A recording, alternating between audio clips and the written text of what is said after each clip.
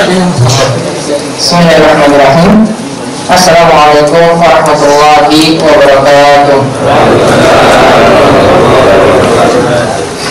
Alhamdulillahirabbil alamin. Hamdan katsiran tayyiban mubarakan fihi kama yuhibbu rabbuna wa yarda. Wa asyhadu an la ilaha illallah wahdahu la syarika lah.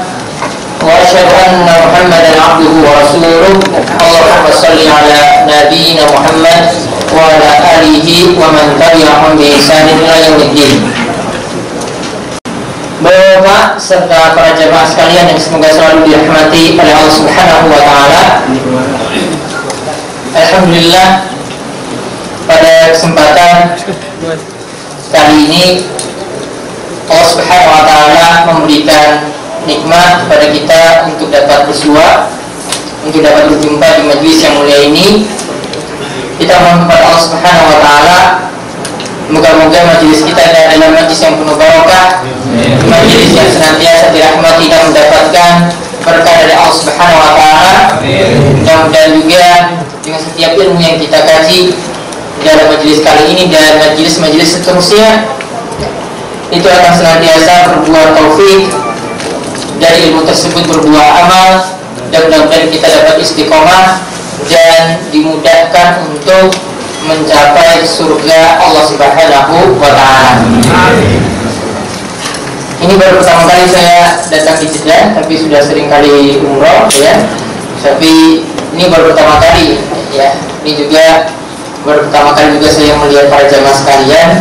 Atau mungkin beberapa orang di sini mungkin sudah pernah saya bertemu di sini ya. Ada beberapa saya pernah ketemu di Damam. Mungkin juga saat ada juga jamaah yang ketemu pas waktu haji beberapa tahun yang lalu ya, karena ada yang berasal juga dari Jeddah. Mudah-mudahan semua dalam keadaan sehat walafiat ya, dalam keadaan tetap terus semangat dalam belajar ya. Namanya menuntut ilmu itu tidak pandang usia. Tahu Ibnu Hazm belajar sama mulai belajar itu umur berapa? 26 tahun. Ibnu Jauzi itu 80 tahun itu masih baca buku di hadapan gurunya. Ya, Ibnu Jauzi itu baru 80 tahun itu masih belajar di hadapan gurunya. 80 tahun. Ya, ulama besar juga seperti Al-Is Ibnu Abdissalam itu juga baru belajar ketika ya 60 tahun itu baru ya sekitar usia mendekati itu baru mulai belajar. Tapi coba lihat ilmu mereka, itu ilmu yang dianggap sepele atau tidak, itu baru usia tua itu baru belajar. Jadi ya namanya belajar itu tidak perlu dia orangnya itu ya masih muda atau masih remaja ataukah sudah tua ya, karena ilmu itu tidak pandang umur ya. Banyak anak muda yang gunakan waktunya sia-sia sehingga baru belajar di usia tua ya. Banyak yang bahkan usia tuanya itu malah jadi orang-orang yang sukses, orang-orang yang mendapatkan ilmu yang banyak ya ketika dia itu berada di usia tuanya. Oleh karena itu sebagian ulama itu katakan bahwasanya dia itu lebih serius belajar kata-kata mereka ketika dia itu berada di usia 60 tahun. Ketika usia tua, dia katakan bahwasanya usia saya seperti ini lebih aku semangat untuk belajar daripada dulu ketika aku itu usia muda. Ketika usia tua ini baru mulai apa? Semangat untuk belajar. Jadi namanya kita menuntut ilmu dan namanya kita terus mengkaji ya pelajaran-pelajaran yang ada yang perlu kita atau yang wajib kita pelajari itu sama sekali tidak memandang usia. Jadi nggak perlu malu ya. Jadi namanya belajar tidak perlu malu. Kita mungkin baru belajar tajwid sekarang ya, baru belajar Iqra, usia 50 tahun belajar Iqra, nggak masalah. Apa namanya? Banyak yang nggak bisa baca Iqra, saya masih mending ya. Ada yang sudah profesor, sudah ubanan, tapi nggak bisa baca Quran. Ismail profesor ya, bedanya apa coba ya? Punya gelar panjang profesor, dokter gitu, nggak bisa baca Quran, masih beda ya kan? Makanya sekali lagi intinya kesempatan yang Allah Subhanahu wa taala itu berikan kepada kita sekalian ya, kita berusaha gunakan semaksimal mungkin, ya. Waktu-waktu kita yang ada mungkin setiap pekan itu cuma hari Jumat saja baru kita bisa belajar, baru bisa datang ke maktab jariah, baru bisa kita mendengar nasihat-nasihat para ustaz, ya, baru bisa mendengar atau mendapatkan atau mencetak ilmu, itu baru bisa kita lakukan pada hari itu. Iya, manfaatkan hari tersebut, ya. Jangan seperti yang lainnya mungkin antipati dengan kajian-kajian seperti ini. Ya, mungkin ada yang katakan kalau pergi ke jariah, ya, kalau kita di Indonesia habis sholat ya zikir, baca bareng-bareng kan? Kita bilang tidak ya, kita juga habis di sholat juga sama, zikir tidak habis sholat, zikir tapi sendiri-sendiri, ya, mudah, ya kan? Orang Saudi itu zikirnya juga termasuk. Keras nggak dengan orang Saudi? Kalau zikir keras nggak? Keras, sendiri-sendiri berjamaah, sendiri-sendiri, kerasnya itu sendiri-sendiri. Ya, tapi kalau Syafi'i, ya, Syafi'i yang tulen, ya, Syafi'i yang tulen zikirnya itu tidak dikeraskan. Ya, Syafi'i yang tulen itu zikirnya tidak dikeraskan.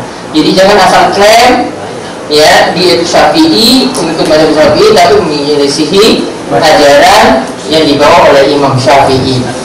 Nanti kita akan singgung beberapa di sini yang kita akan bahas dalam materi kali ini.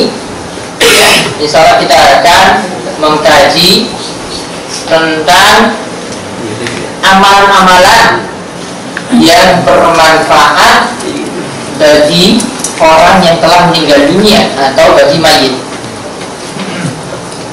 Pentingnya pembahasan ini, ya, di antara pentingnya pembahasan ini, tentu setiap orang ketika ditinggal mati oleh keluarga tercinta, baik oleh istrinya ataupun orang tuanya ataupun anaknya, pasti semuanya ingin agar mereka terus bisa mendapatkan kebaikan, ya kan? Gak ingin mereka nanti ketika di alam kubur itu mendapatkan siksa. Gak ada yang ingin seperti itu. Pasti ingin agar apa? Terus dapat kebaikan.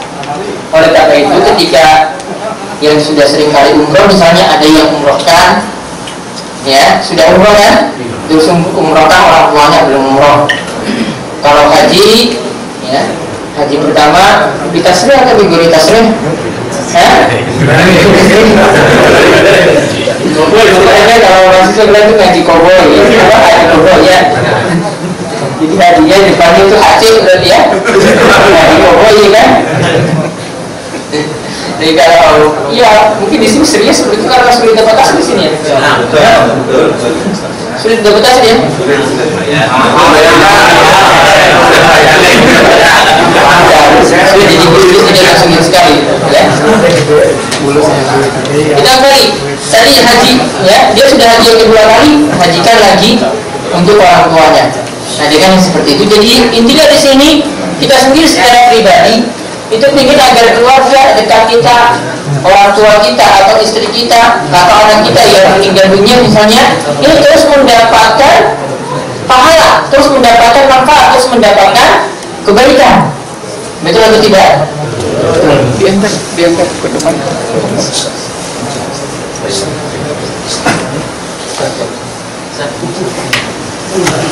Nah, yang sekarang kita bahas, kita akan melihat di sini karena sedikitnya waktu, mudah-mudahan 1 jam materi itu sudah cukup, ya. Kita akan melihat pembahasan tentang amalan-amalan yang bermanfaat bagi mayit sebagaimana tertera di makalah yang telah disebar. Semuanya sudah punya makalahnya, ya? Nah, itu bahasan intinya itu ada di halaman 1 sampai halaman 5 saja. Bahasan intinya cuma di halaman 3. Halaman sesudahnya itu bahasan tambahan. Allah Subhanahu wa Ta'ala berfirman,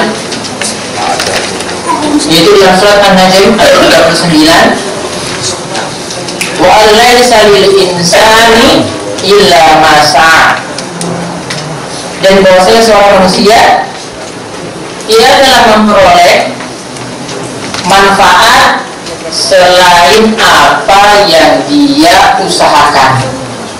Maksudnya ini manfaat setelah mati.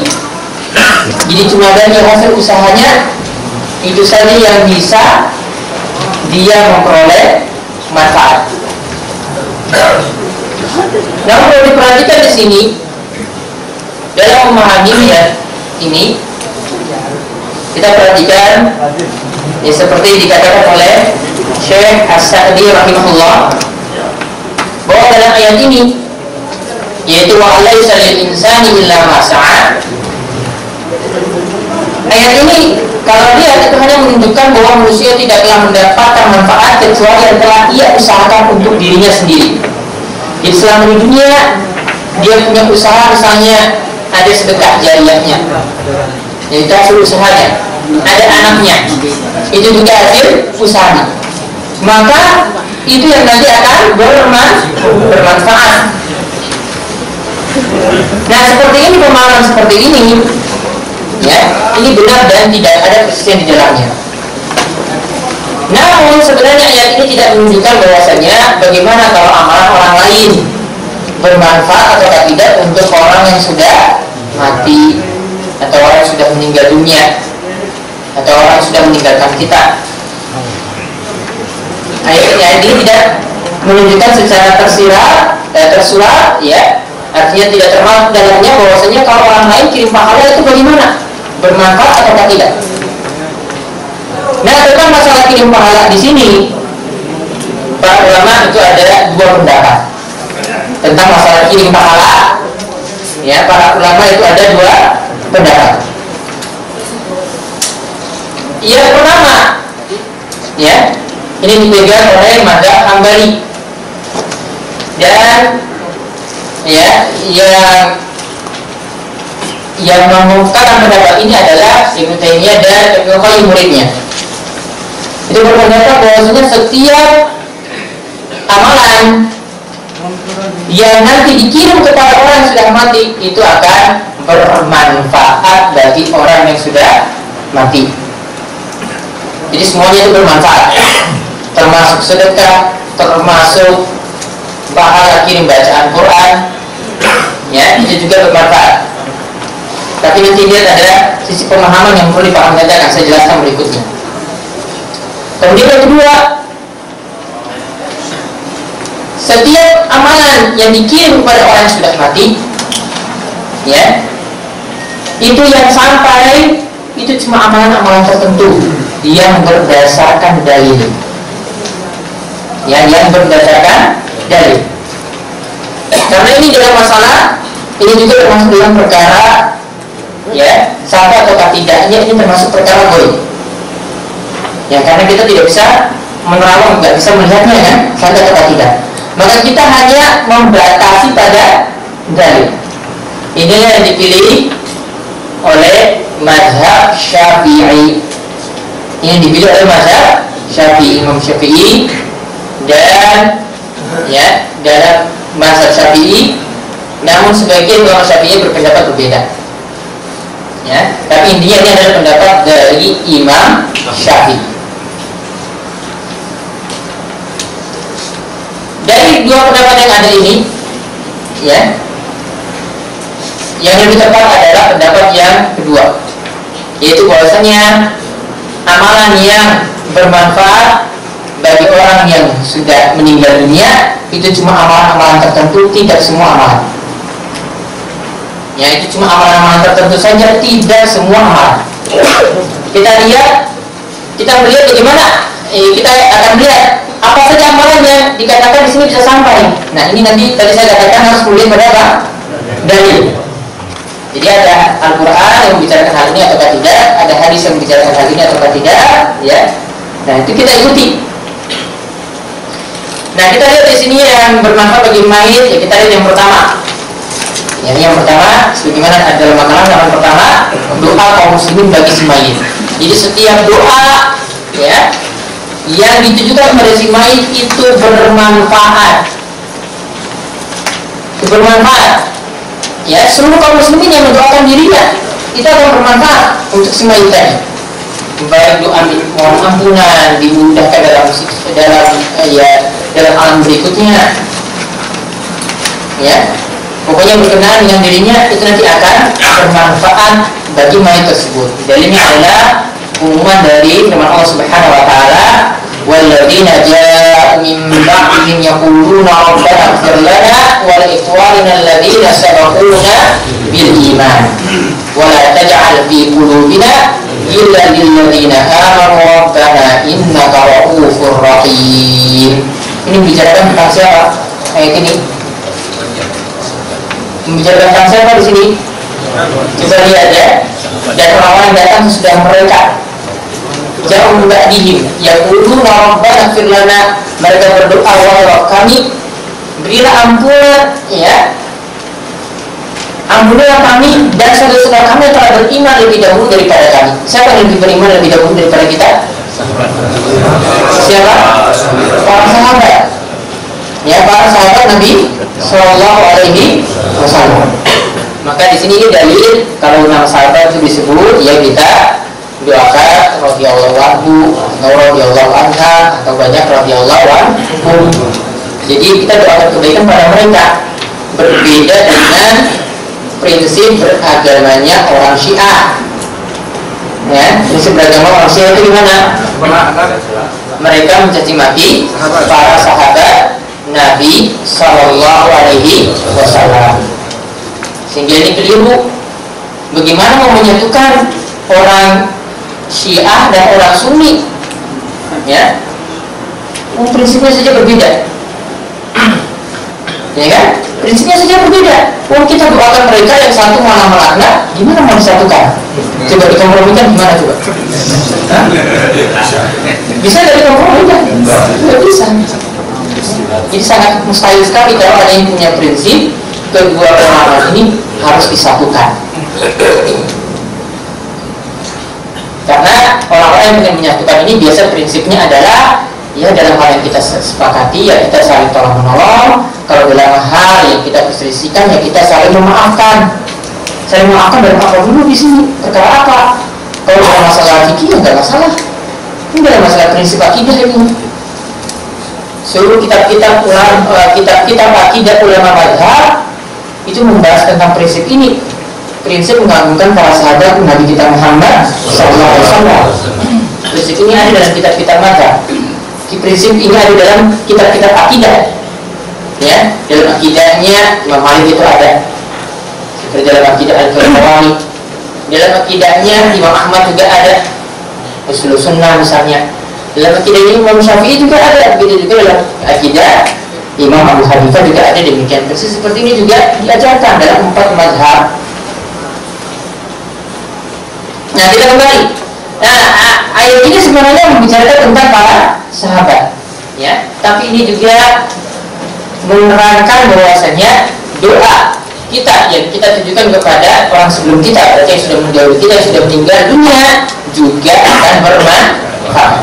Jadi yang lainnya lagi kita lihat dalam hadis, yaitu hadis yang membicarakan, ya, kalau seseorang itu mendoakan saudaranya di saat saudaranya itu tidak tahu, maka doanya itu adalah doa yang mustajab. Kata Nabi Sallallahu Alaihi Wasallam, da'watul mar'il muslim li akhihi bi dhahril ghaibi mustajabatun.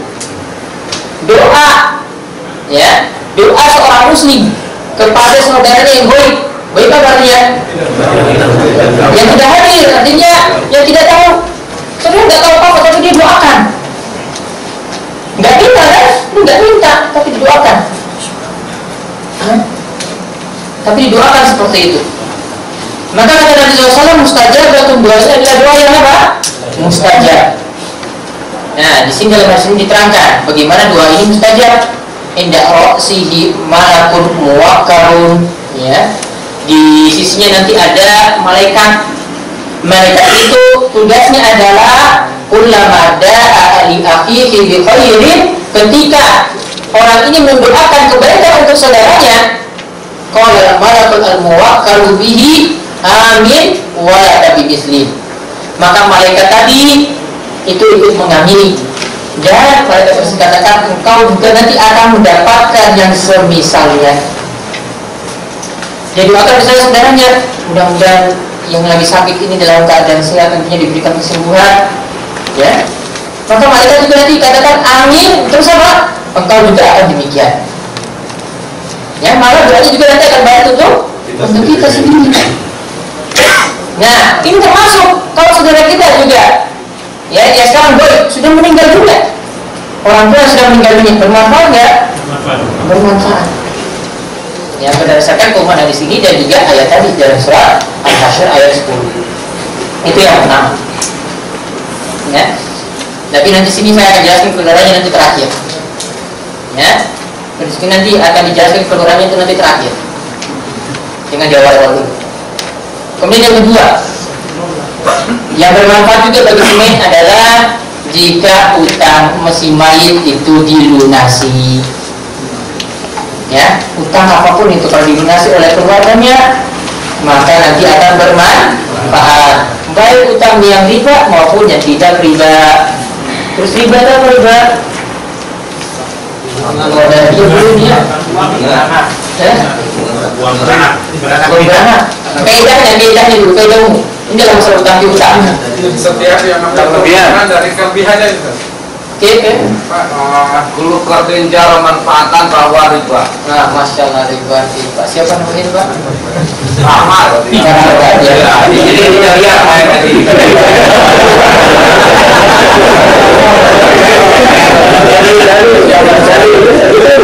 Tadi itu.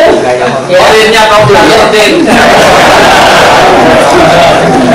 Berarti adanya masya Allah hasil dia. Apa kan bahasa Arabnya coba? Mudah-mudahan apaan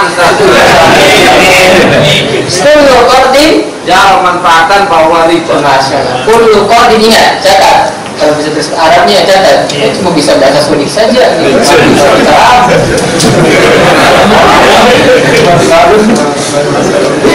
Ya, kullu qardin jara manfaatan bahwa riba.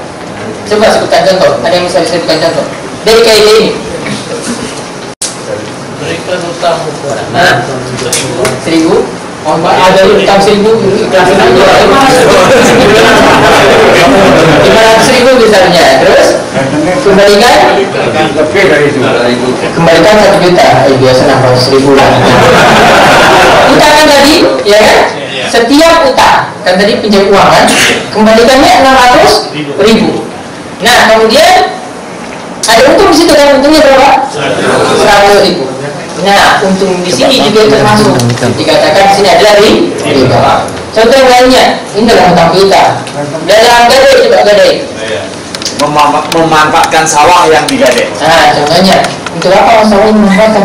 Jadi ada orang menggadaikan sawah, kemudian sawah tadi dimanfaatkan orang yang Dia menggadai. tanam gitu, pakai sawahnya. Kenapa? Ribanya dari mana? Karena itu dalam jaminan sudah tidak boleh dimanfaatkan. Nah, ingat dalam namanya gadai utang piutang nggak asalnya?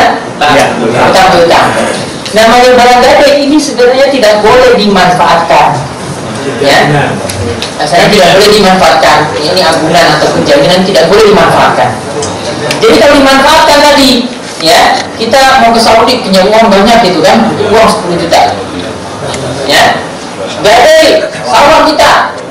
Tapi yang punya uang ini, ya dia bilang, saya selama kamu di Saudi, ya 5 tahun, saya manfaatkan 2 tahun gitu ya, 2 tahun saya manfaatkan sawah kamu untuk saya tanam. Ya, untungnya untuk dia. Di sini ada kemanfaatan nggak? Ada. Ya, tadi memanfaatkan sawah tadi, kemudian dia narik untung.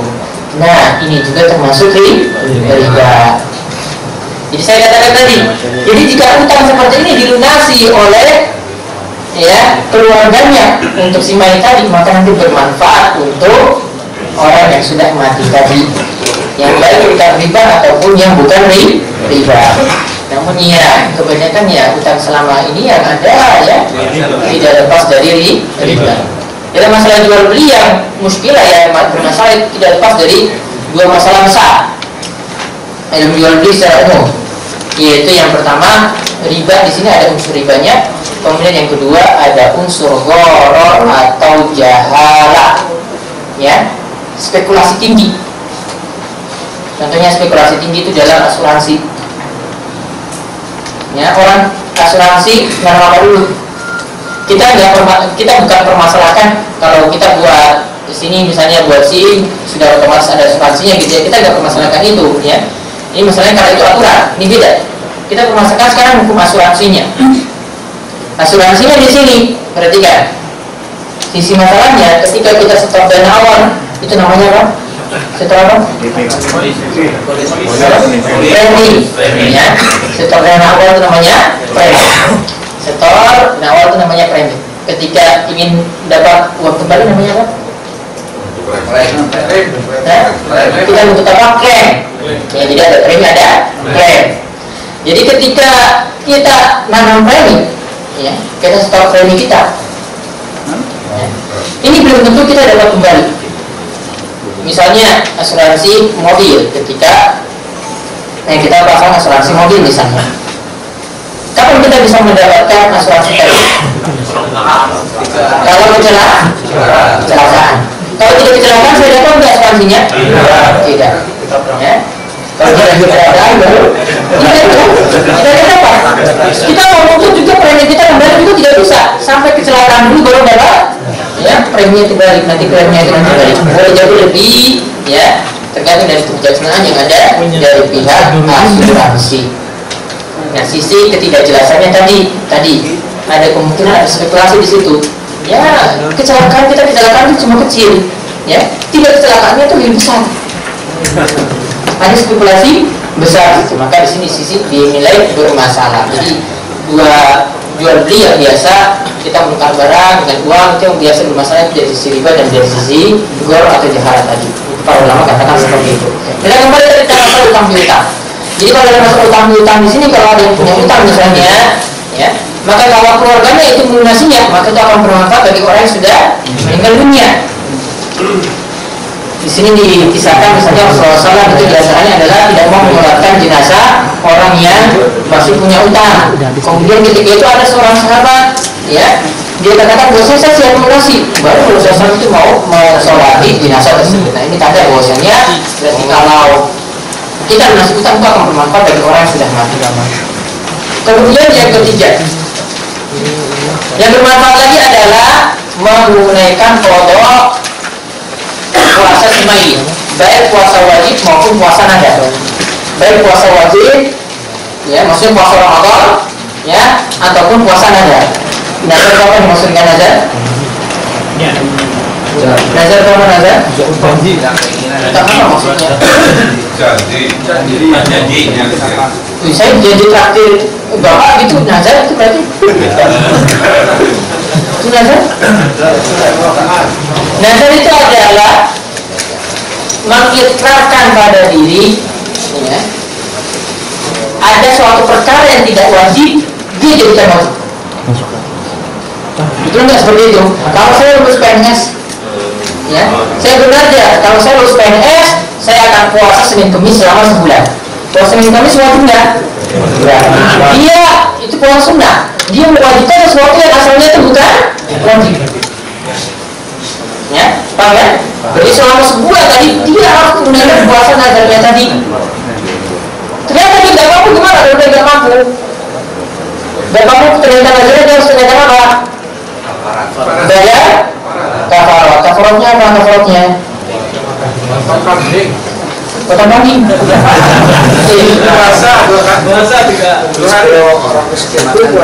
Yang pertama, lakukan 3 pilihan. Ini dipilih. Memerdekakan untuk orang muda. Yang kedua, memberi makan kepada 10 orang miskin. Atau yang ketiga, memberi pakaian kepada 10 orang miskin. Ini dulu dipilih. 3 ini dulu. Kalau budak tidak ada, suruh memberi makan kepada orang miskin, dia juga miskin. Beri pakaian juga, ya, pakaian juga pas-pasan, nggak bisa berikan pakaian juga. Baru dilakukan yang pilihan yang kedua ini. Jadi 3 ini dipilih yang mana yang bisa dilakukan. Baru yang kalau tidak mampu pilih ya terakhir ini, yaitu berpuasa selama 3 hari berturut-turut atau tidak disyaratkan berturut-turut. Ini di surat Al-Maidah ya, ayat 89 tentang kafarah. Dan kafarah itu sama dengan sumpah, sama dengan kafarah sumpah. Nah, kita lihat di sini, kalau ada yang punya utang puasa Ramadan, puasa wajib di bulan Ramadan, begitu juga ada utang puasa nadar, ya. Atau dia punya utang nazar secara umum, yang nazar tidak dengan puasa. Dia misalnya nazar, kalau saya lulus PNS atau kalau saya ke Saudi, ya, saya nanti akan sholat malam selama sebulan penuh. 1 bulan penuh. Dia katakan seperti itu. Ingat, dia namanya nazar itu tidak cukup di hati, tidak cukup di batin. Harus apa? Diucapkan, di lisan. Tidak cukup di batin. Dia diucapkan seperti itu. Saya akan, kalau saya ke Saudi, terima jadi TKI di sini, kerja di sini, ya, saya akan sholat tahajud selama 1 bulan penuh. Maka itu wajib ditunaikan. Nah, untuk masalah kodok di sini, kodok puasa tadi, ya, kalau ditunaikan atau kodok nazar tadi kalau ditunaikan, maka itu juga akan bermanfaat bagi orang yang sudah mati. Ini yang menunaikannya ini adalah waliyu atau ahli warisnya. Seperti dalam masalah kalau utang puasa, ya. Dalam masalah utang puasa Nabi SAW itu bersabda, ya, ini hadis dari Aisyah, man mata wa alaihi siyam shoma anhu waliyuhu. Barang siapa yang mati dalam keadaan masih memiliki kewajiban puasa, maka waliyuhu, yaitu ahli warisnya, ini tafsiran sebagai ulama dikatakan ahli waris, maka ahli warisnya yang nanti akan mempuasakan dirinya. Misalnya ahli warisnya, ya, ada anaknya, ada 5 yang meninggal ini, ya, ibunya misalnya punya utang puasa 10 hari, anaknya ada 5, maka ini anaknya ini bisa dibagi 10 dibagi 5, berarti berapa? 2 hari. Nanti ini ada di 2 hari, ini 2 hari, 2 hari, 2 hari sampai 10 hari. Ya, maka kita harus tunaikan seperti itu. Mungkin juga tentang masalah nazar di sini, seperti lihat di poin keempat, ya, ada hadis dari Sa'ad bin Ubadah radhiyallahu anhu pernah meminta nasihat pada Rasulullah SAW, ya, dia itu mengatakan inna ummi matat wa alaiha nazrun. Sesungguhnya ibuku telah meninggal dunia. Ibuku telah meninggal dunia, ya, dan dia memiliki utang nazar. Kemudian Nabi SAW mengatakan ikdihi anha, ya, tunaikanlah nazar ibumu tersebut. Tunaikanlah nazar ibumu tersebut. Nah, ini juga menunjukkan bahwasanya nazar itu juga akan bermanfaat bagi orang yang sudah meninggal dunia. Ya, melunasi kodok puasa tadi atau melunasi nazar tadi juga akan bermanfaat bagi orang yang sudah meninggal dunia. Kemudian yang kelima yang bermanfaat lagi bagi orang yang sudah meninggal dunia itu adalah segala amalan soleh yang dilakukan oleh anak yang soleh tanpa mesti diniatkan, tanpa mesti diniatkan. Anaknya kalau soleh, maka manfaat dari anaknya yang soleh ini juga akan, ya, bermanfaat juga bagi orang tua. Karena Nabi SAW itu karena dalilnya ada di antara dalilnya, ya, Allah Subhanahu Wa Taala katakan tadi yang kita sebutkan di awal pembahasan, wa alaysa lil insani illa ma sa'a, dan tidak ada manusia, ya, itu mendapatkan manfaat kecuali hasil usahanya. Dan Nabi SAW untuk bersabda, inna min atyadi ma akala rajulu min kasbihi wa waladuhu min kasbihi. Kata Nabi SAW, sesungguhnya yang paling baik dari makanan seorang, ya, dari apa yang dimakan oleh seorang adalah hasil jerih payahnya sendiri, min kasbihi. Jadi pekerjaan paling bagusnya adalah hasil kerja tangan sendiri. Beda dengan orang tuh ngemis-ngemis, minta-minta di jalanan. Lebih bagus tuh kerja sendiri, kerja bangunan, dapat nafkah, dapat rezeki dari situ. Itu lebih bagus daripada minta di jalanan, minta di lampu merah, atau disedorkan, minta-minta di depan pintu orang-orang yang kaya. Masih lebih bagus apa? Ya, berkembang sekali di bangunan, ya. Dia itu hasil kerja usahanya sendiri, itu masih lebih bermanfaat. Ya, itu masih lebih baik. Kemudian Rasulullah katakan di sini adalah wa waladuhu min kasbihi, dan anaknya itu adalah hasil usahanya, ya, atau hasil jerih payahnya. Ini dimaksudkan bahwasanya ini berarti bahwasanya amalan dari anak tadi, ya, karena ini adalah investasi dari orang tua, maka orang tua itu bisa mendapatkan manfaat dari anak tersebut.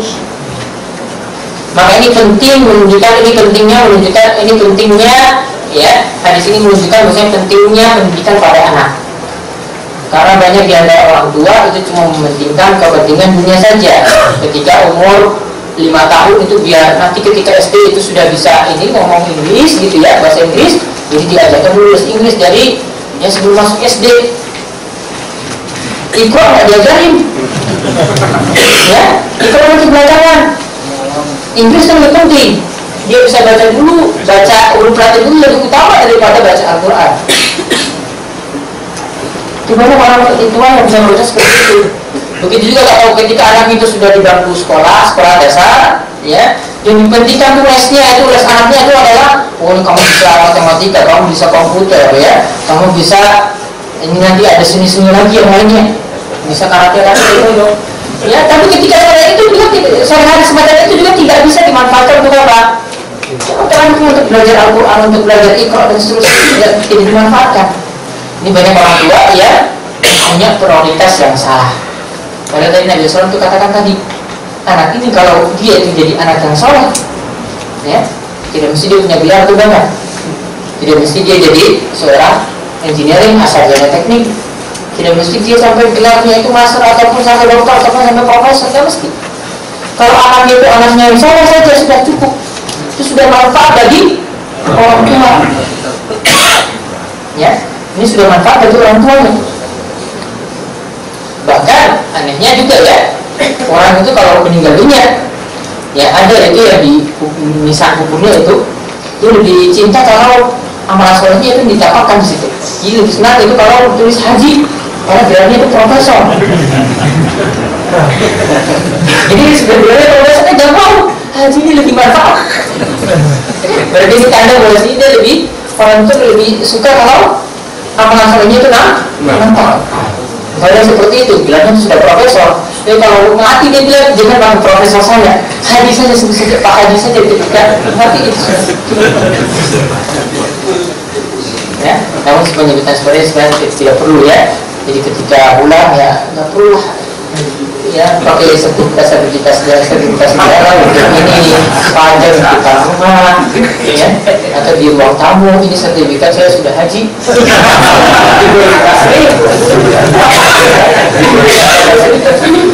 Ya, amalan soleh itu sebagai itu disembunyikan.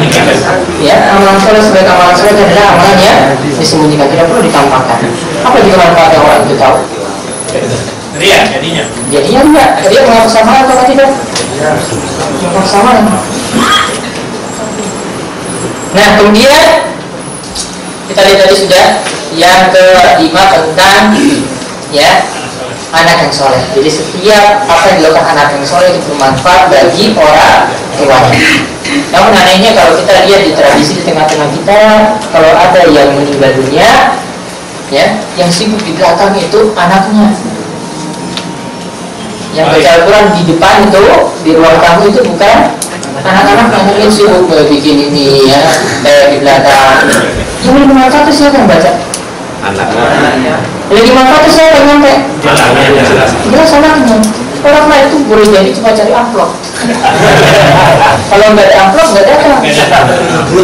Ya, orang Jawa bilang gesekan itu udah pulang, ya kan? Dan dibawa pulang. Jangan cari, ada yang seperti itu.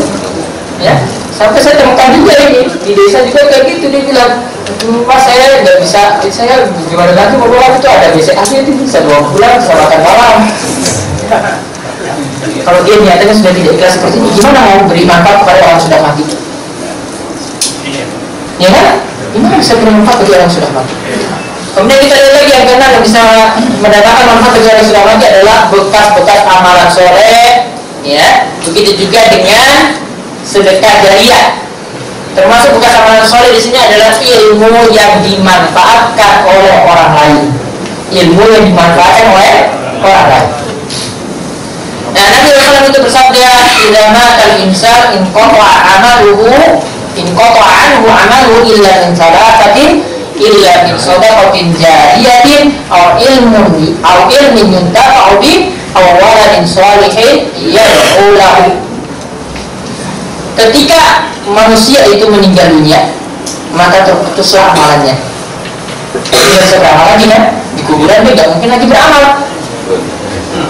Ya, di kuburan tidak bisa lagi beramal, maka terputuslah amalannya kecuali 3 perkara.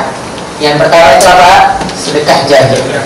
Misalnya orang tuanya mewakafkan tanahnya ya untuk bangun pesantren, mewakafkan tanahnya untuk dijadikan masjid, ya, mewakafkan tanahnya supaya nanti di situ dididik ya orang-orang soleh, madrasah, tahfidz Quran misalnya. Nah, kalau ini diwakafkan seperti ini, maka ini juga termasuk sedekah jariyah. Kemudian yang kedua, ilmu yang diambil manfaatnya. Jadi namanya ilmu, ya. Kalau kita memiliki ilmu, sampaikan ilmu itu tidak pandang nisab dan haul.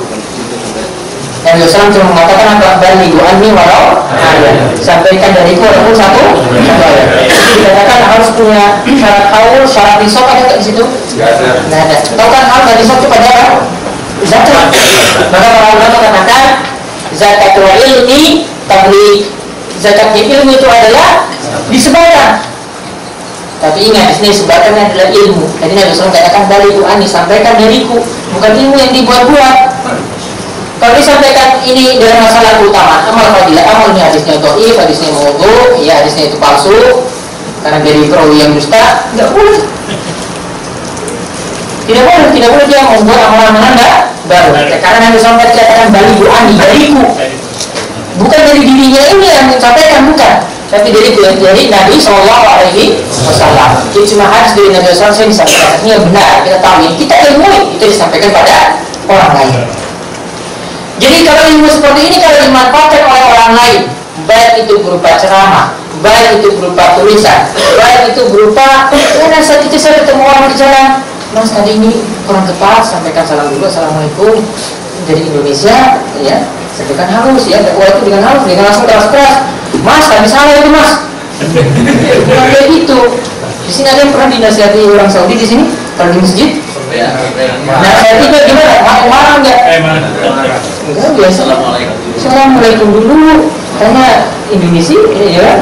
Terus dibilang apa setelah itu? Ada sebutan salahnya pelan-pelan. Yang mereka asalnya nggak ini ya, nggak keras ya kalau sebut ya. Kalau di masjid nasihati itu pelan. Misalnya kita taruh Al-Quran, misalnya ya, Al-Quran ditulis sama buku, ya, ini Al-Quran, ini nggak boleh ini ditulis sama buku, karena ini kalamullah ya, ini lebih mulia daripada buku-bukunya yang di bawah, Al-Quran itu yang di atas. Itu ada yang tegur seperti itu. Ya, bisa ditegur seperti ini kurang adab gitu ya. Jadi Al-Qurannya itu yang di atas, ini biar di bawah, jangan yang ditindis. Kalau nggak bisa kakinya ke atas gitu, banyak orang Arab gitu. Nah, itu nggak masalah di sini nggak masalah. Bukan nggak menghormati Quran. Enggak.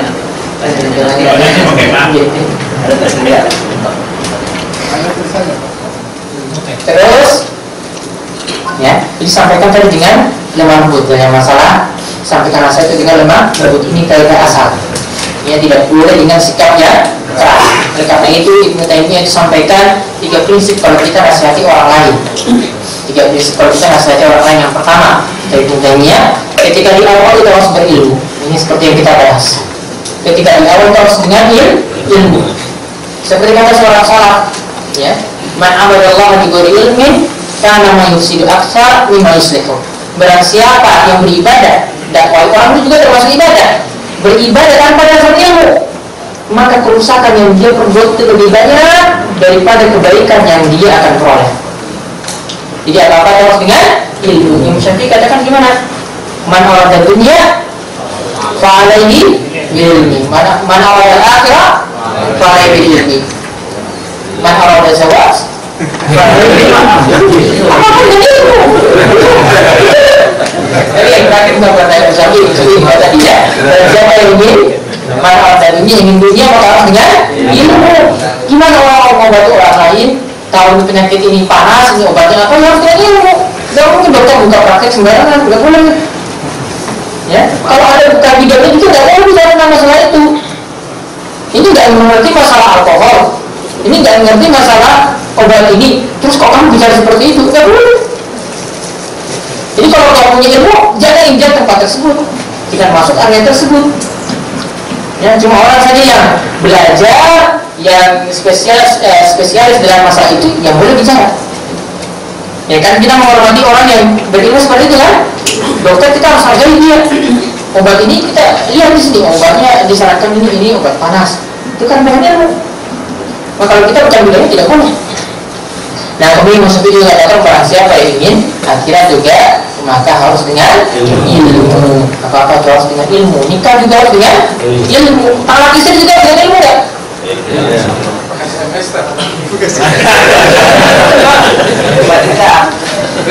Bisa sudah ilmu. Ya, kita harus dengan ilmu. Nah, makanya tadi dakwah yang pertama kata Ibnu Taimiyah, prinsip pertama tadi apa? Harus berilmu. Yang kedua, di tengah-tengah ketika berdakwah itu harus dengan lemah lembut. Tidak boleh dengan keras. Keras itu adalah prinsip tertentu. Awalnya itu harus dengan punya prinsip yang tentunya adalah harus dengan lemah lembut. Yang ketiga kata Ibnu Taimiyah, ini yang terakhir, yang ada di akhir setelah kita dakwah orang lain, sabar ketika disakiti atau sabar ketika nasihat itu belum diterima. Karena kalau orang sudah punya tradisi semacam itu, tidak mungkin kita ubah dalam waktu 1 malam. Ini tradisi sudah 20 tahun di sini, sudah turun-temurun bahkan ratusan tahun di sini. Kalau mau datang langsung dakwah seperti itu, ingin berubah besok kalian harus meninggalkan ini. Gak mungkin, mustahil. Maka harus ada prinsip apa? Yang terakhir, yang harus sabar. Boleh jadi orang lain yang menyakiti kita, boleh jadi dakwah ini belum diterima. Nah, ini prinsip ini pegang juga ketika nasihati istri juga sama, ya, sama istri juga jangan keras-keras, sabar juga. Sama juga ketika nasihati anak, awali dengan apa tadi? Ilmu. Kemudian setelah itu dengan lemah lembut. Kemudian setelah itu dengan sabar. Berubah orang itu susah ya. Semua ide itu di tangan Allah. Dan kita tidak bisa mengharap apa-apa kecuali dengan taufik dan petunjuk Allah Subhanahu wa Ta'ala. Kemudian yang ketiga di sini ini yang kita bahas ya, awaladin shalihin yad'u lahu. Ini doa anak soleh yad'u lahu. Yad'u di sini pakai huruf lam di belakangnya, itu artinya yang mendoakan kebaikan pada kedua orang tuanya. Jadi yang bermanfaat juga bagi si mayit itu adalah doa dari anak soleh yang mendoakan kedua orang tuanya. Ya, jadi doa kebaikan untuk orang tuanya itu juga akan bermanfaat untuk orang tuanya. Jadi dalam hadis ini intinya 3 amalan di sini ya, kan dikatakan digunakan kata ilah, jadi 3 amalan. Artinya di sini juga menunjukkan secara umum yang kita bahas dalam pembahasan ini, artinya cuma amalan tertentu saja yang sudah disebutkan dalam dalil. Karena di sini diawali dengan di sini siap hasar, artinya ada pembatasan di sini. Maka ini kita bisa kembali ke pembahasan kita di awal tadi. Maka pendapat yang tepat untuk kirim pahala pada mayit itu cuma pada amalan tertentu, tidak pada amalan yang lainnya. Jadi ada sedekah jariah, kemudian ilmunya diambil, manfaatnya yang dimanfaatkan, kemudian anak soleh yang mendoakan kebaikan kepada orang tuanya. Kemudian yang ke-7, sedekah atas nama mayit. Jadi misalnya ya, orang tua sudah meninggal dunia, kemudian kita sedekahkan harta orang tua atau harta kita ini atas nama ibu kita yang sudah meninggal. Ya, kita niatkan buatkan makanan misalnya dibagi kepada orang-orang miskin, ini sedekah untuk ya ibu kita. Ketika itu tidak disyaratkan menyebutkan ini ya, ketika bagi kepada orang miskin nggak mesti mensyaratkan harus sedekah ini sedekah untuk ibu saya, bukan, nggak mesti ini diberikan saja. Yang penting niatkan kita ketika kita buat, ketika kita memberikan sedekah itu seperti itu. Karena ini nama malu bin niat, sehingga setiap orang tergantung pada niatnya. Dan sedekah ini yang bermanfaat bagi mayit ini disepakati oleh para ulama. Untuk amalan seperti ini disepakati oleh para ulama. Berbeda dengan bacaan Al-Quran, apakah sampai kepada mayit atau tidak, ini masih diperselisihkan. Tapi kalau untuk sedekah ini pasti ini dikatakan sebagai ijma, konsensus para ulama. Ya, para ulama itu sepakat. Jadi ini adalah dari Abdullah bin Abbas radhiyallahu anhu, bahwasanya Sa'ad bin Ubadah radhiyallahu anhu itu meninggal, ibunya itu meninggal dunia. Sedangkan Sa'ad pada saat itu ghaib, dia tidak berada di samping ibunya. Kemudian dia mengatakan pada Nabi SAW, ya Rasulullah, inna ummi tuwufiyat wa ana ghaibun anha. Wa Rasulullah, ibuku itu telah meninggal dunia dan ketika itu aku tidak ada di sampingnya. Kemudian dia katakan pada Nabi SAW, ayan fa'uha syai'un in tasaddaqtu bi anha. Apakah bermanfaat jika aku ya bersedekah atas nama ibuku, apakah itu bermanfaat? Kemudian Nabi SAW katakan na'am. Lalu beliau katakan ya fa inni ushiduka annaha idil muhra sadaqatun 'alaiha. Aku bersaksi di hadapan wahai Rasulullah bahwasanya kebunku ini, langsung dia sedekah dengan kebun yang siap berbuah ini aku sedekahkan untuk atau atas nama ibuku. Ya, aku sedekahkan atas nama ibuku. Jadi ini adalah diantara ya amalan-amalan yang bermanfaat bagi mayit. Ditambah lagi yang terakhir, di sini tidak saya sebutkan, itu yang ke-8 untuk amalan haji dan umrah. Karena desain yang lama ya, untuk amalan haji dan umrah.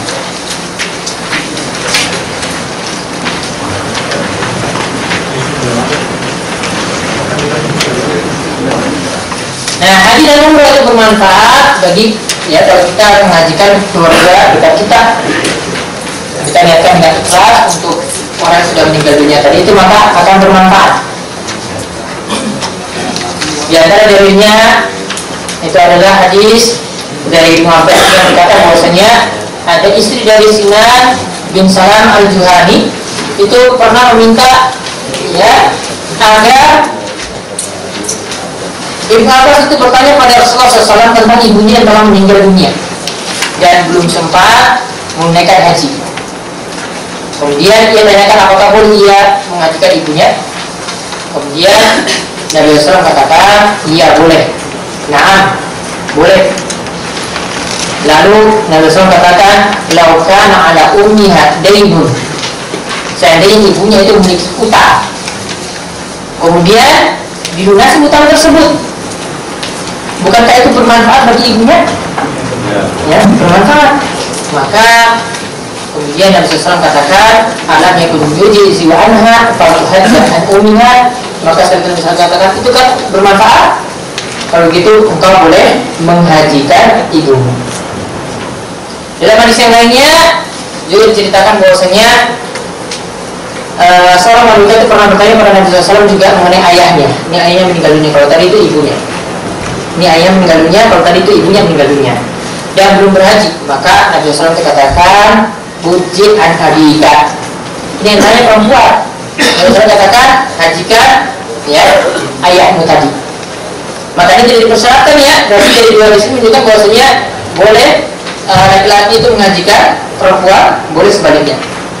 Karena tadi di awal ini ibunya yang meninggal, yang mengajikan itu perempuan.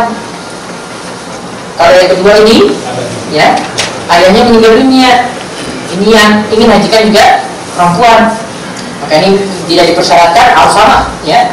Saya mau berdasarkan haji, ya ayah saya, ibu saya meninggal, ya bolehkah saya ini laki-laki, bolehkah hajikan? Jawabannya boleh. Nanti disyaratkan, ya harus sama jenis kelaminnya. Kemudian namun syarat yang perlu diperhatikan di sini adalah ketika ingin mengajikan atau mengumrahkan adalah harus orangnya yang membadalkan tadi itu sudah pernah melakukan haji atau umrah. Karena Nabi SAW dikatakan dalam hadis yang sifatnya umum, ibda binafsik, mulailah dari dirimu sendiri. Kemudian juga dalam hadis Syubruma, namun hadis ini masih diperselisihkan kesahihannya. Syekh Al-Albani mensahihkan hadis ini, yaitu Nabi SAW ketika mendengar ada orang yang mengucapkan labbaik an Syubruma, aku pun perlu panggilan ya Allah namun atas nama Syubruma. Ini menunjukkan kalau ingin membatalkan haji, ya lafaznya itu ya dengan atas nama kita, tapi atas nama orang yang sudah meninggal. Kan tadi pakai labbaik an. Jadi kalau yang meninggal itu siapa, Muhammad misalnya, ingin mengajarkan Muhammad, ya labbaik an Muhammad. Yang meninggal namanya Firman, labbaik an Firman. Yang meninggal namanya Selamat, labbaik an Selamat. Sudah. Ya, ketika nanti ya, ketika di mikot seperti itu niatnya. Nah, kemudian ya ketika itu kemudian Nabi SAW itu mengatakan, man Syubruma, siapa itu Syubruma? Kemudian orang tadi katakan bahwasanya qoribun li, ya, itu adalah keluarga dekatku. Maka yang paling bagus yang memadakan haji itu adalah keluarga dekat. Kalau orang jauh, ya, kalau saya sendiri tidak mau memberikan kepada orang yang jauh. Karena apa? Takut niatnya sudah cari yang lainnya, bukan untuk mengajikan. Apalagi yang biasa dipraktekkan, ya beberapa orang itu praktekkan haji tadi, badal haji satu orang itu untuk Mungkin 100 orang kita. Soalnya nggak bisa kurang. Jadi bisnis. Ada seperti ini nggak boleh. Orang sudah tadi lihat ini semua satu orang di sini. Dia nggak bisa. Saya punya kakek juga, saya punya ini enggak. Satu orang tadi. Yang ada sekarang pada lagi sekarang itu bisnis. Jadi tadi satu terima 5, 10, mungkin ada 100 juga. Makanya pada hadiah tadi murah. Ini sebenarnya 5 dari atas sampai bawah. Nah ya, kemudian Nabi SAW ketika ditanyakan tadi siapa syukur rumah, kemudian dia katakan bos, Nabi SAW dia jawab tadi, pada itu jawab Quribun li, itu adalah keluarga dekatku. Kemudian Nabi SAW itu katakan lagi, apakah engkau sudah berhaji? Sekali saja sudah berhaji? Kemudian dikatakan lah belum. Kemudian Nabi SAW itu katakan faja'al hadhihi an nafsik, jadikan hajian ini untuk dirimu dulu. Summa juz'an syukrumah. Kemudian setelah itu baru kamu itu boleh mengajikan si syukrumah. Jadi nyata dalil ya menunjukkan bahwasanya ya harus yang akan membatalkan itu sudah pernah berhaji. Nah untuk masalah umroh juga ada dalil khusus tentang masalah umroh. Mereka membatalkan umroh ya. Sini ada riwayat dari An-Nasai dan syaratnya itu sahih, yaitu dari Abu Razin Al-Uqayli yang mengatakan bahwasanya wahai Rasulullah, inna abi syaikhun kabir, ayahku itu sudah tua renta, la yastati al-hajja wal umrah wa dha'na. Ayahnya itu masih hidup, tapi sudah tua. Tapi ayahnya ini apa? Tidak bisa lagi berhaji, melakukan perjalanan haji sudah tidak bisa misalnya. Ya, tidak bisa lagi berumrah, juga tidak bisa dha'na, yaitu melakukan perjalanan jauh. Yang melakukan perjalanan jauh tidak bisa lagi. Maka Nabi SAW katakan hujja an abika wa tamar, hajikan atas nama ayahmu ya, juga umrohkan untuk dirinya.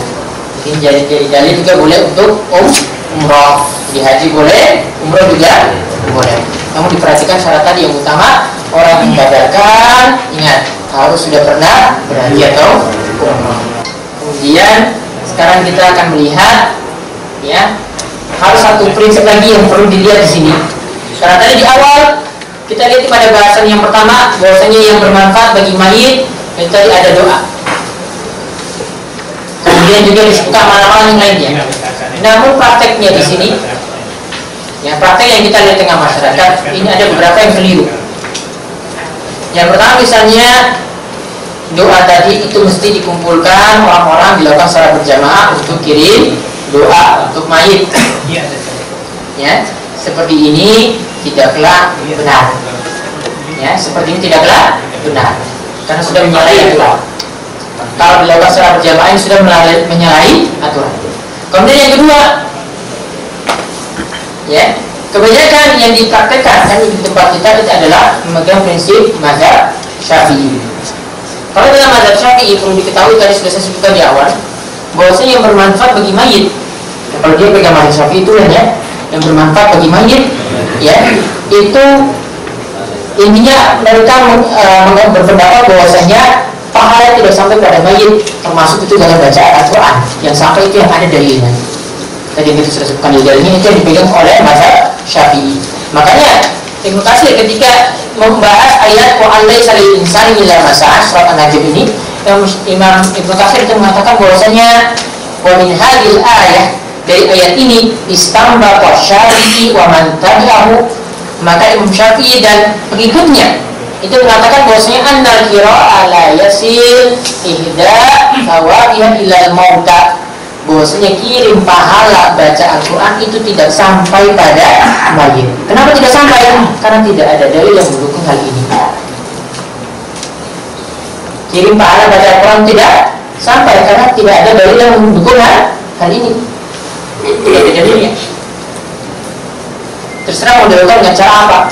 Kalau kirim baca Al-Quran itu tidak sampai pada mayit. Ini yang dipegang oleh Imam Syafi'i. Ini tidak dikarang-karang ya, ini ada di tafsir Ibnu Katsir. Ya, jadi kalau baca Ibnu Katsir harus pegang betul. Ibnu Katsir itu Syafi'i. Dan biasanya nukil di situ ada perkataan-perkataan Imam Syafi'i dalamnya. Dan dia katakan di annahu laisa min amalihim wala kasbihim, karena bacaan Quran tadi itu bukan hasil usaha dari orang tua, ya juga bukan amalan mereka. Lalu dikatakan walihada lam yunda ilaihi Rasulullah SAW wala hasahu alaihi wala arsyadahu ilaihi binasin wala ima. Begitu juga Nabi SAW itu tidak pernah mengajukan hal semacam ini, tidak pernah mengajukan. Begitu juga Nabi SAW tidak pernah memotivasi supaya kita melakukan hal tersebut, dan juga tidak pernah termaktub dalam tulisan ya, sampai kepada kita ya, tentang masalah tadi.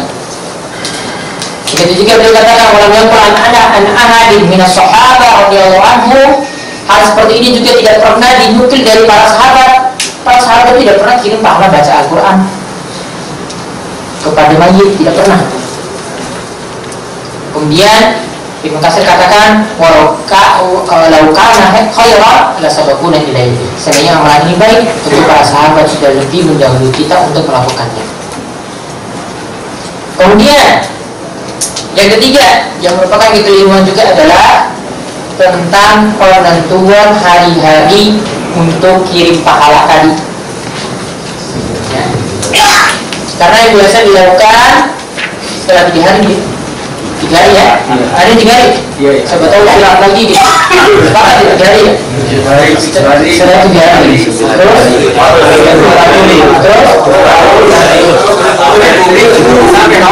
Udah pisang ya?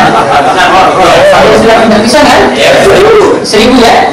Terus pendara 2.000.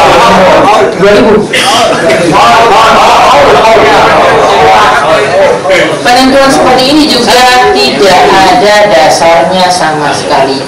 Apa dalil yang mengatakan ya bahwasanya harus dilakukan pada hari ketiga? Mana dalil yang katakan harus hari ke-7 atau 40 atau 100, 1.000 dan seterusnya? Bahkan di hari yang berapa pasang ini? Apa istilahnya?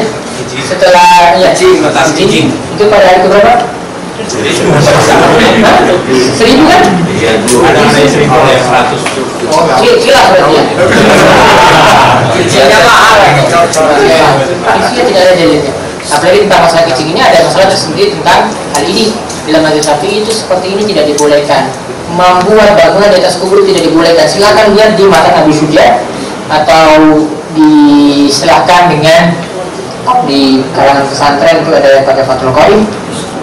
Ya, ada yang pernah dengar kisah Fathul Qorib? Iya. Nah, nanti buka di Kitabul Janaiz, di pembahasan terakhir Kitabul Janaiz ada di situ. Tidak boleh kubur itu diberi semen. Ditulis ya, tidak boleh diberi semen. Jadi tadi pakai ditinggal tidak boleh. Mazhab Syafi'i. Kemudian yang keempat, saya ingat saya pakai mazhab Syafi'i saja. Saya tidak keluar di mazhab Syafi'i. Kita pakai mazhab Syafi'i saja. Yang keempat, bahwasanya dalam mazhab Syafi'i takziah itu maksimalnya cuma 3 hari. Betul atau tidak 3 hari? Gimana buktinya?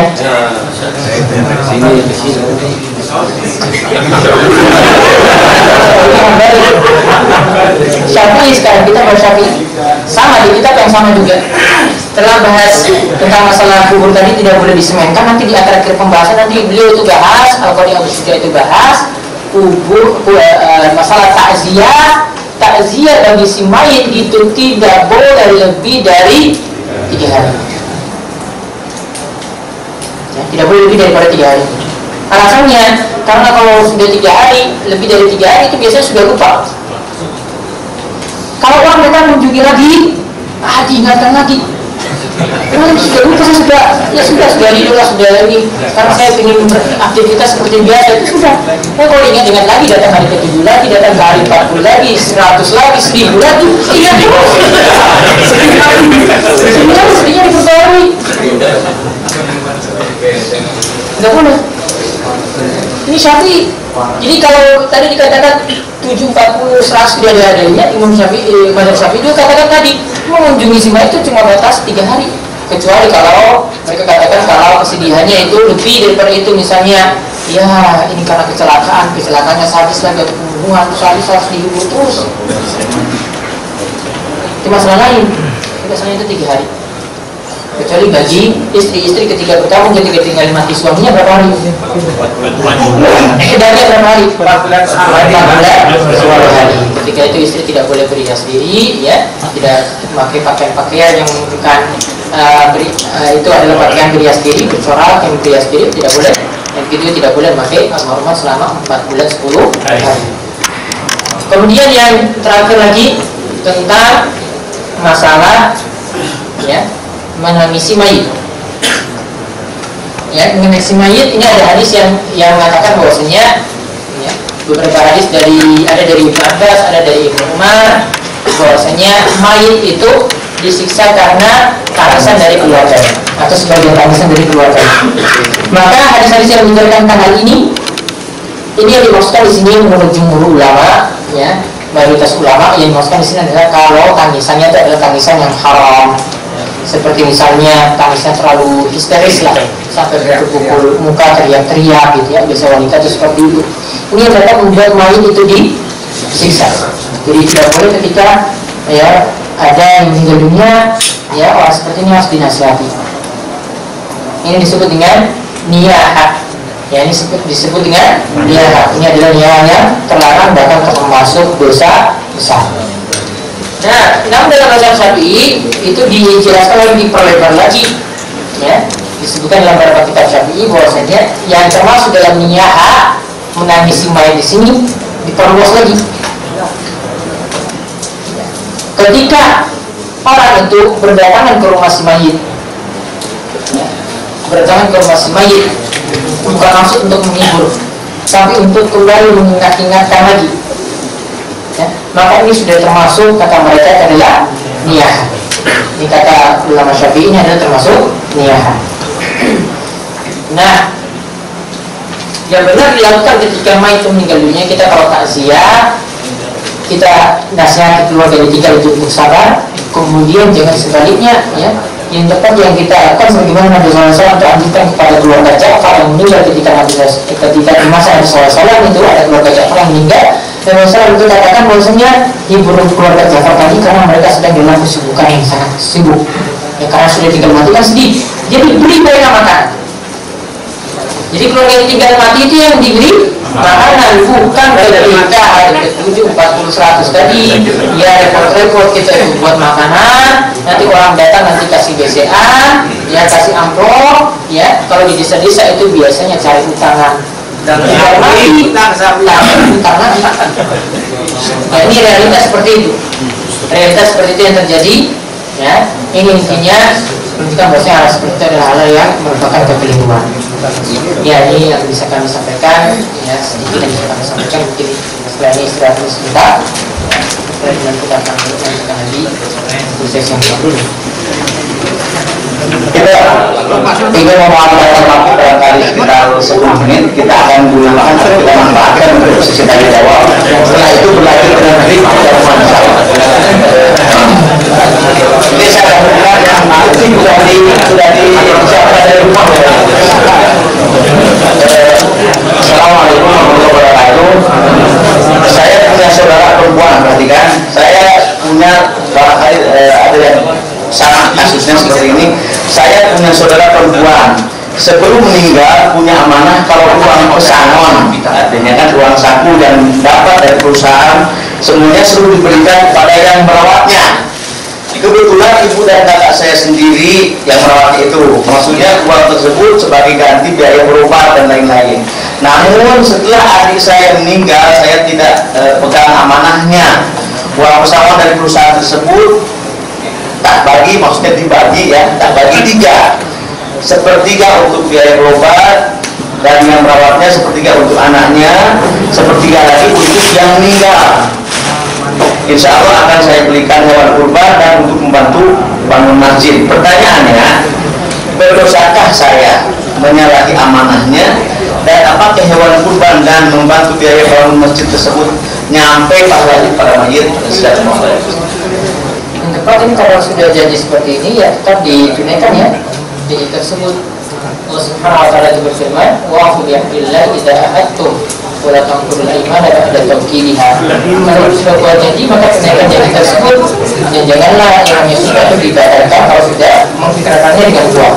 Jadi dalam masalah ini para dia katakan amanahnya itu berikan pribadi biaya obat, ya berarti untuk tadi, untuk si ibu dan ya kakaknya sendiri, ya untuk ibunya dan kakaknya sendiri yang merawatnya tadi. Jadi uangnya lebih tepat diserahkan pada mereka, jangan dimanfaatkan untuk yang lainnya.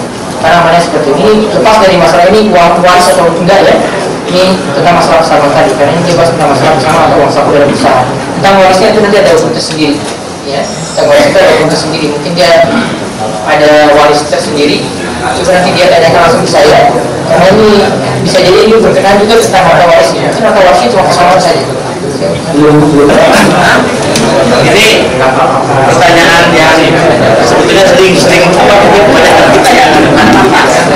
Bagaimana Ustaz menyikapi tetangga atau saudara kita yang meninggal dunia sedang mereka melakukan ritual kebid'ahan? Apakah kita ketika datang maksudnya ketika menghadiri ketika kita itu menghadiri menghadiri atau tidak?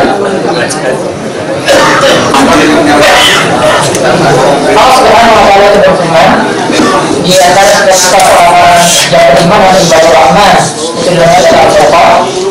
Kita Allah Subhanahu wa taala katakan bahwa di antara sifat mereka adalah walladzina la yashhaduna zura, yaitu mereka adalah punya sifat tidak menghadiri acara azur. Azur di sini ada beberapa tafsiran. Di antara azur, makna azur di sini adalah acara kemaksiatan.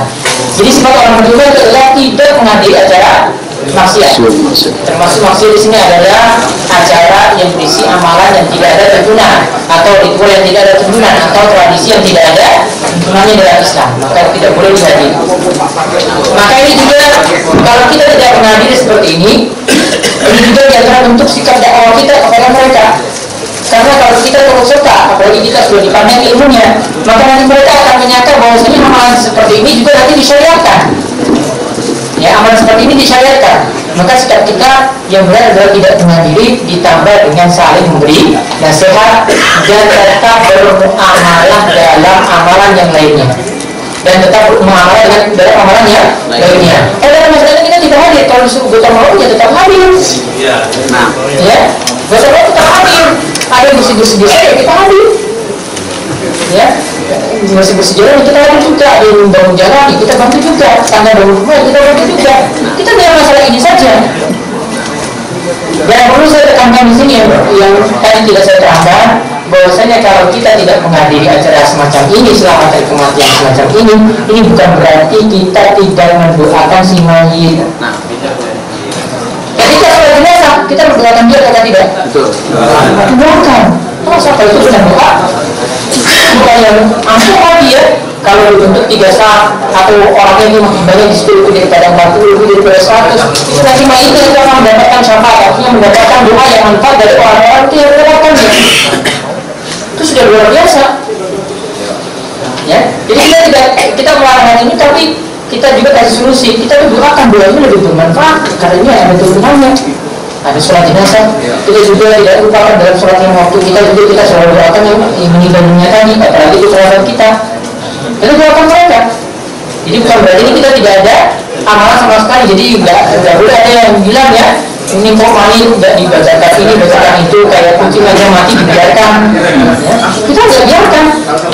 Tapi kita ingin apa? Sesuai dengan tuntunan ataukah tidak. Itu aja. Karena diantara persen begitu diantara yang masuk dikatakan kita dikuatkan kita diufakat kepitu. Ikuti petunjuk Nabi saja. Niat itibahlah pada petunjuk Nabi SAW. Wala taqtadimu, janganlah membuat amalan yang dia tuntunan. Fakat kepitu, maka itu sudah mencukupi kalian. Ya, itu sudah mencukupi kalian. Jadi juga Allah Subhanahu wa taala itu berfirman, "Man 'amila shalihan min dzakarin aw untha wa huwa mu'min fala nuhyiyannahu hayatan thayyibah." Dan siapa yang beramal soleh? Yang beramal soleh di sini maksudnya apa? Yang kasih dikatakan yang beramal soleh di sini adalah yang ikut petunjuk Nabi dalam beramal. Jadi kalau disebutkan amalan soleh dalam ayat itu biasa maknanya adalah yang mengikuti petunjuk Nabi SAW dalam beramal ittiba pada Nabi kita Muhammad SAW, itu dimaksud dengan amalan soleh. Kalau berikan hayatan thayyibah, baik laki atau perempuan yang beramal itu, maka akan diberikan apa? Kehidupan yang thayyibah. Thayyibah di sini bisa jadi maknanya adalah hidupnya itu qanaah, selalu merasa cukup. Kalau pas punya motor ya syukur, kalau pas punya mobil ya cukup, ya diberi mobil ya cukup, disyukuri. Ada juga yang mengatakan bahwasanya ya orang yang beramal soleh di sini yang mungkin keinginan bersama ini nanti akan mendapatkan hayatan thayyibah, yaitu berupa surga Allah Subhanahu wa Ta'ala. Ini balas yang besar bagi orang yang ingin mengikuti petunjuk Nabi kita Muhammad SAW. Jadi itu alasannya kenapa kita tidak menghadiri acara semacam itu, dan kita akan solusi juga tentang mendoakan mereka ya, ditambah dengan saling menasihati dalam kebaikan, tetap bermuamalah baik, karena kita tidak mengkafirkan, tapi pada masalah ini kita katakan keliru, tidak tepat ya. Kita harus menasihatinya seperti itu. Tidak kita katakan kafir ya, tidak kita katakan kafir, tapi tidak ada kalimat kafir kita di dalam serangan kita, tidak ada kalimat kafir. Jadi kalau ada yang nuduh bahwasanya ini mengkafirkan ulama ini, itu tidak mengkafirkan. Kita katakan ulama ini keliru, ya keliru. Tidak tepat, ya tidak tepat. Menyelisih mazhab Nabi, kita katakan itu menyelisih. Sudah. Tidak ada kata kafir di situ. Tidak ada kata-kata orang ini seperti ini seperti itu. Kita sesuai dengan dalil saja, cukup seperti itu. Sekarang 11.30 kajian ini harus sudah kita selesaikan, karena tempat ini juga akan dipakai untuk kisah nantinya. Jadi kita tidak bisa sekehendak kita mengajar. Tapi sekarang ini jam 11.30 kita akhiri. Adapun pertanyaan-pertanyaan yang begini banyaknya yang tidak terjawab, nanti bisa dilayangkan di via email Ustaz Syam. Pertanyaan selanjutnya, Assalamualaikum warahmatullahi wabarakatuh. Afwan ya Ustaz, ma hukum takfir al-mayyit inda qabrihi inda dafnihi? Jadi pertanyaannya, apa hukum takfir al-mayyit ketika sudah dikubur, mayitnya sudah dikubur dan setelah dimakamkan? Baik, perlu diketahui bahwasanya mentahlikan mayit adalah suatu ajaran yang disunahkan atau yang disyariatkan, sebagaimana kata Nabi SAW, "Lakin mawqakum bila ilaha illallah." Talkinkanlah. Talkin itu maksudnya ajarkan orang yang meninggal di antara kalian itu dengan ucapan kalimat la ilaha illallah. Maka ada suatu kisah yang bagus sekali. Sebelum saya bahas ini, ada kisah yang bagus sekali dari seorang ulama hadis.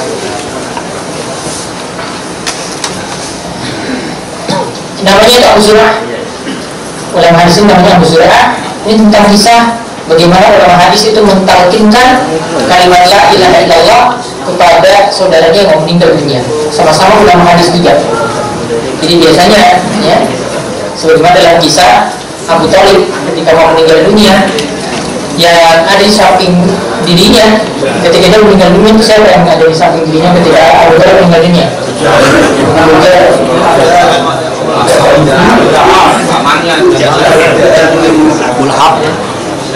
Abu Thalib di sampingnya itu adalah dengan teman-teman yang sekitar dengannya, yaitu situ ada pemuka-pemuka Quraisy, ada di antaranya situ adalah Abu Jahal, ya, ada di antaranya situ Abu Jahal.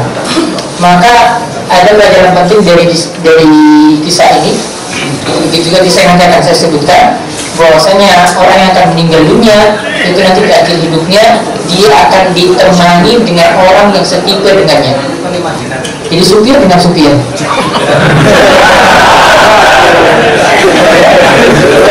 Nanti dengan itu ya, nanti kita katakan seperti itu. Ulama hadis tadi dengan ulama hadis. Tadi Abu Thalib juga dengan ya konfirmasinya satu profesi ya, sama-sama orang kafir ya, sama-sama gitu. Maka ini juga menunjukkan pentingnya berteman dengan orang yang baik-baik. Karena kalau temannya baik, nanti ketika dia meninggal dunia juga ada teman-teman yang baik yang temani. Abu Thalib tadi ya, dia itu kafir. Maka meninggal dunia juga jadi temannya adalah orang kafir di sampingnya. Namun ketika Nabi SAW itu berusaha agar kalimat terakhir Abu Thalib itu kalimat la ilaha illallah, tapi dia tidak mau. ya, dia itu bad karena dia itu paham konsekuensinya. Kalau ucapan kalimat la ilaha illallah berarti saya harus tinggalkan tradisi syirik. Kalau tidak, berarti kalau saya ucapkan kalimat la ilaha illallah harus tinggalkan segala macam sesajen, pesugihan. Tahu pesugihan? Ada macam-macam kan di Indonesia? Banyak. Ada pesugihan yang pada ritual seks ya. Datang dari gunung Terpukus. Ada, saya nggak tahu satu beritahu di Parok nanti ada masalah. Ya baca. Ini drama itu. Ini ada apa? Saya ada kajiannya nanti di bawah ya. Saya bahas tentang pesugihan nanti di bawah tentang masalah itu. Di antaranya saya mau udah gunung Terpukus. Ayo saya silakan dilihat, saya sudah bahas sebutkan tempat-tempat mau pesugihan ada di sini. Terakhir saya sebutkan ini semua syirik. Silakan mau pilih neraka atau mau pilih apa, di atas semua ini terakhir saya sebutkan ini semua syirik. Ini alasannya syiriknya kayak gini. Tadi terakhir beberapa tulisan saya mau bahas satu persatu kesyirikannya itu di mana. Kita kembali lagi. Ya, tadi teman saya Abu Zur'ah. Ya, Abu Zur'ah itu ketika meninggal dunia mau tadi ditemani oleh ulama hadis juga misalnya.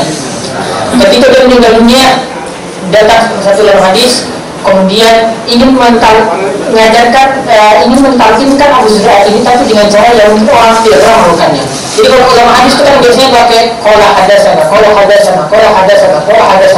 Jadi ini mereka seperti itu. Jadi mereka katakan ulama hadis yang pertama teman Abu Zur'ah ini sebut ini dari gurunya si A, dari gurunya si B, dari gurunya si C, dari gurunya sampai sahabat, sampai Rasulullah SAW. Kemudian kalimatnya hadisnya itu isinya adalah makan akhiru kalam menghilal ilmu Allah dakhala jannah. Barang siapa yang akhir perkataannya adalah kalimat la ilaha illallah maka dia akan masuk surga.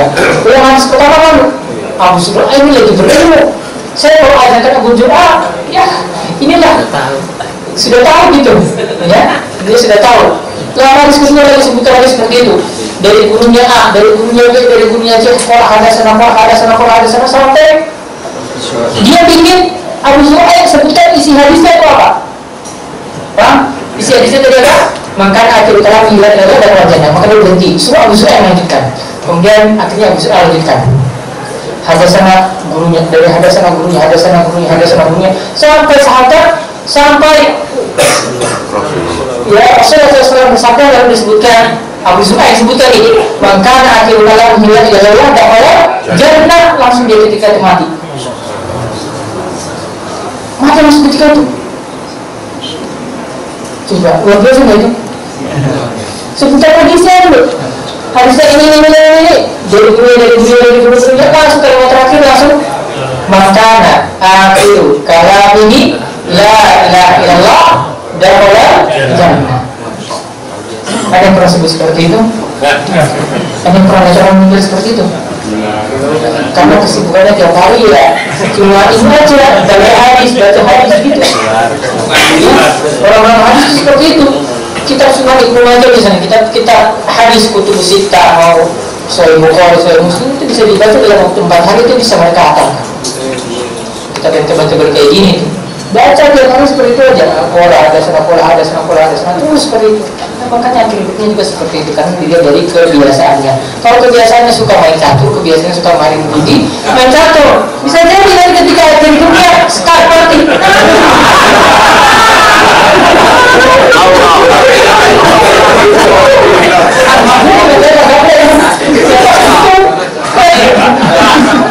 Itu seperti itu karena dia dari kebiasaannya ketika di ujung.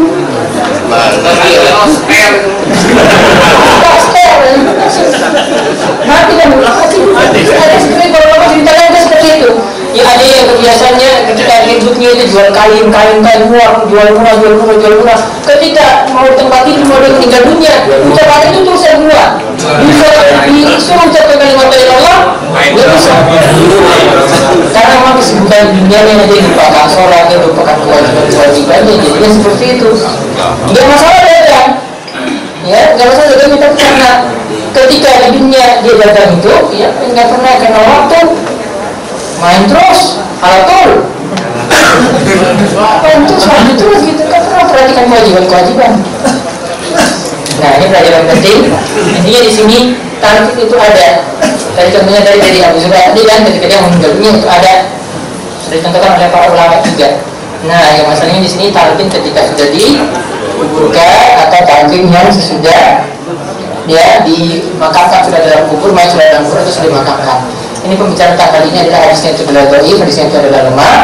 Beberapa kitab mazhab itu, bahkan dalam kitab mazhab Hambali juga sendiri itu ada yang menyebutkan anjuran seperti itu, tapi karena dibangun dengan hadis yang lemah sehingga tidak bisa diamalkan, juga tidak ada manfaatnya. Kalau mayat sudah dikubur kemudian nanti keluarganya lanjut ajarkan, misalnya nanti kalau malaikat tanya kamu ya man rabbuk, man nabiyuk, man dinuk, maka jawab ini ya Rabbu Allah. Terus ada kamu Islam, ya nggak ada manfaat. Manfaat ya.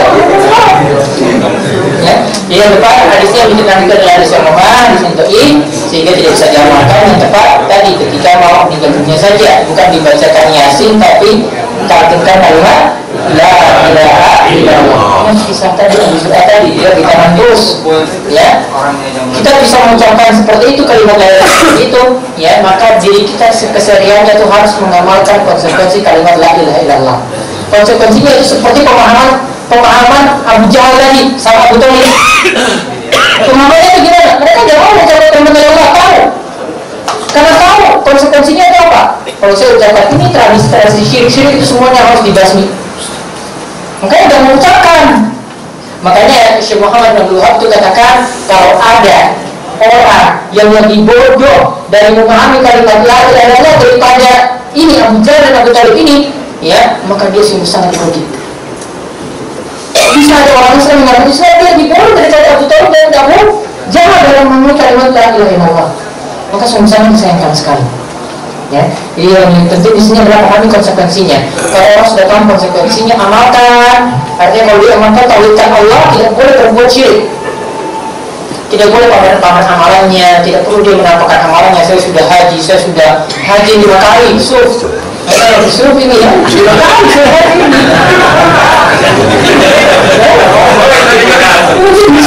5 kali. 1 tasrih yang ini. 5 kali gitu.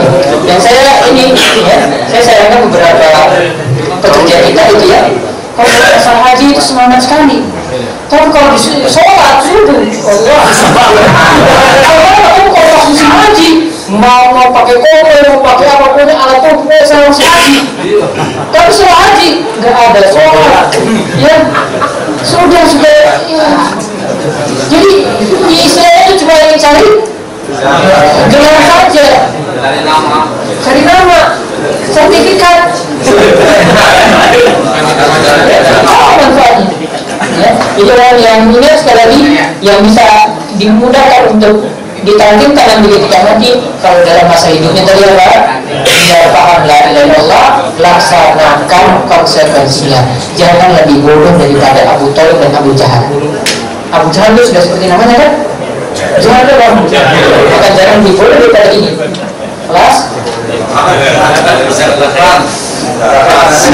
Insyaallah kami sampaikan kepada Ustaz yang telah menyampaikan usianya, dan begitu antusiasnya Masya Allah antum untuk mengikuti kajian ini. Tapi waktu juga yang membatasi kita.